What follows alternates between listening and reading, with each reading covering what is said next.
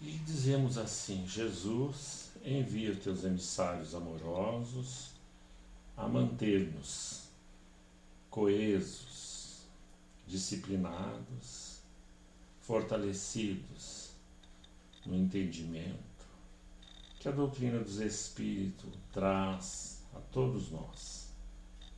Pedimos da tua paz, Senhor, e declaramos abertos os trabalhos. Que permaneça conosco e em nós, e que assim seja. Para a nossa reflexão hoje, é do Evangelho segundo o Espiritismo, do capítulo Amar o Próximo como a Si Mesmo, sendo que na quinta nós vimos o maior mandamento, que é amar a Deus sobre todas as coisas e ao próximo como a si mesmo. E dando continuidade neste capítulo, traz-nos o seguinte título: Dai a César o que é de César. E para nós entender, nós vamos ler o texto evangélico que diz assim: Os fariseus, tendo se retirado, entenderam-se entre si para enredá-lo com as próprias palavras. Mandaram então seus discípulos, em companhia dos herodianos, dizer-lhe: Mestre, sabemos que és veraz e que ensinas o caminho de Deus pela verdade, sem levares em conta a quem quer que seja, porque nos homens não considera as pessoas. Dize-nos, pois, qual a tua opinião sobre isto?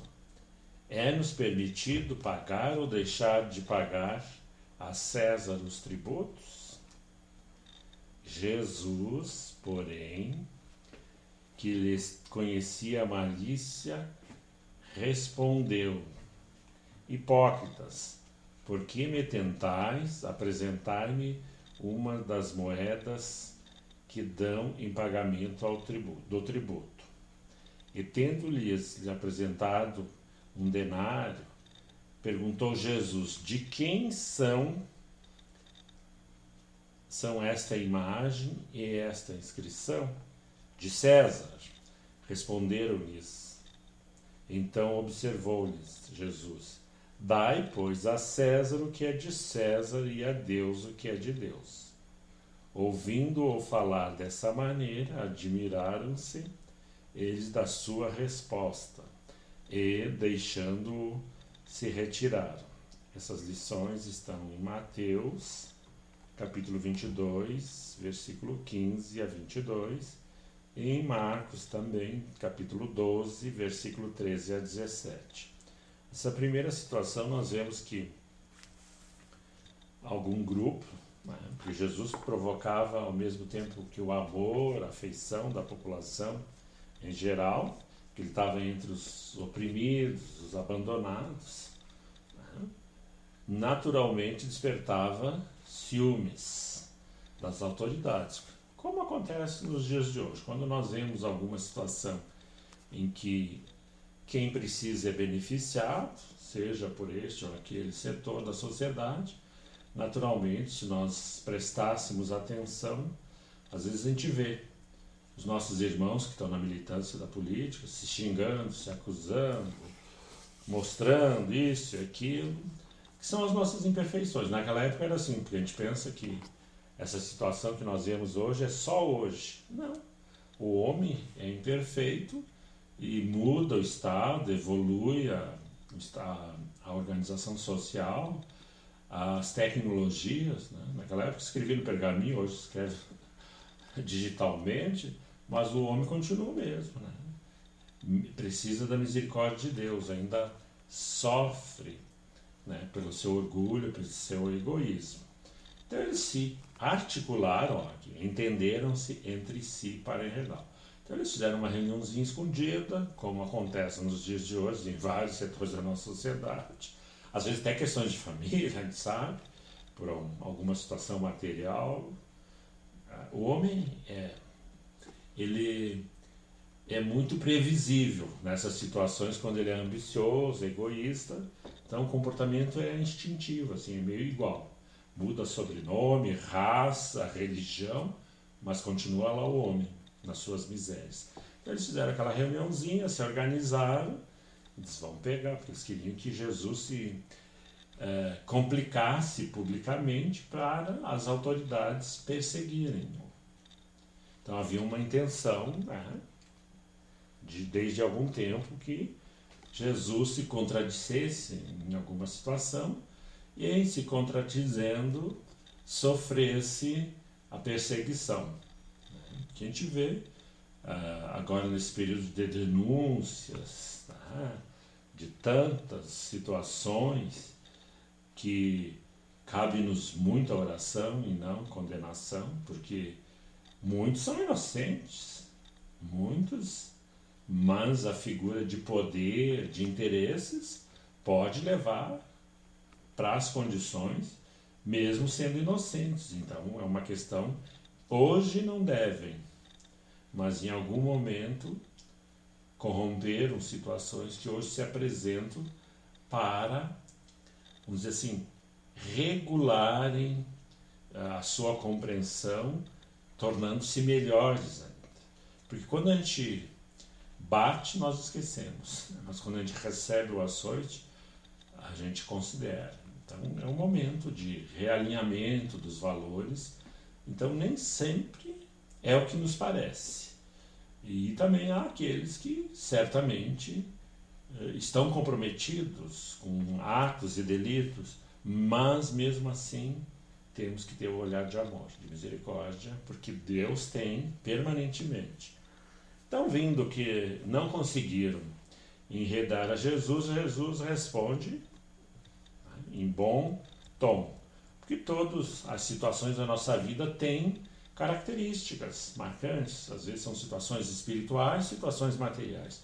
No caso, aqui eles estavam tentando complicar Jesus com as autoridades. Então, havia uma insatisfação no povo judeu, que estava sob a dominação do Império Romano, porque normalmente quando há dominação de uma nação sobre outra, e em diversas outras situações, gera essa insatisfação no sentido porque cobrem impostos, assaltam deliberadamente, né, a população, e vai gerando, só que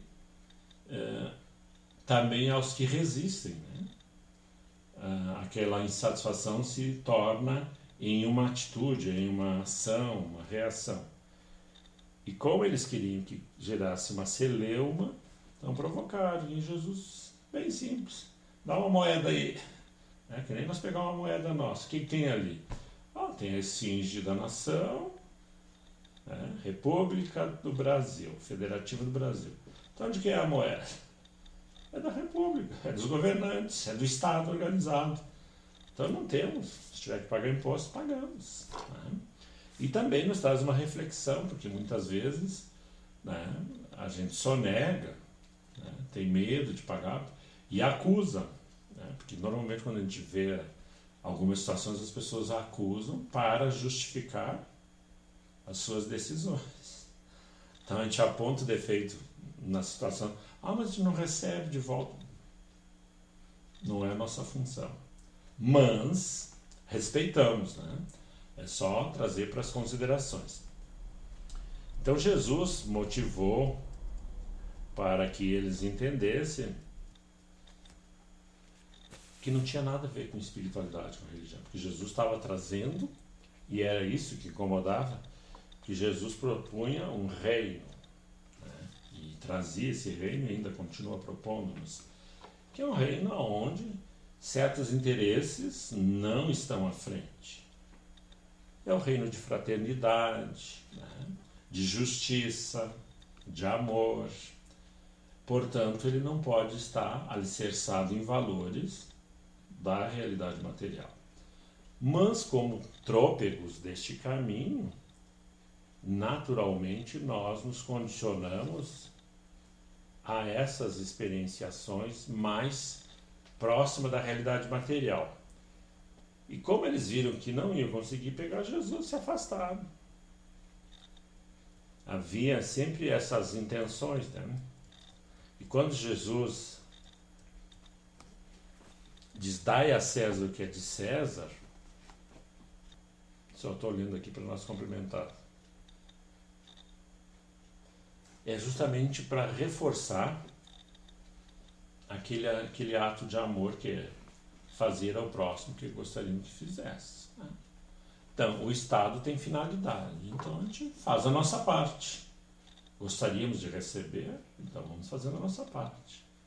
Hoje temos tal situação, mas para ela mudar precisamos dar o nosso esforço. O que seria de nós se os nossos pais não tivessem se empenhado pela nossa educação desde os primeiros passos, né? Enquanto demos os primeiros passos, quantos perigos passamos e enfrentamos, sutis, delicados, mas em que havia alguém ali acompanhando.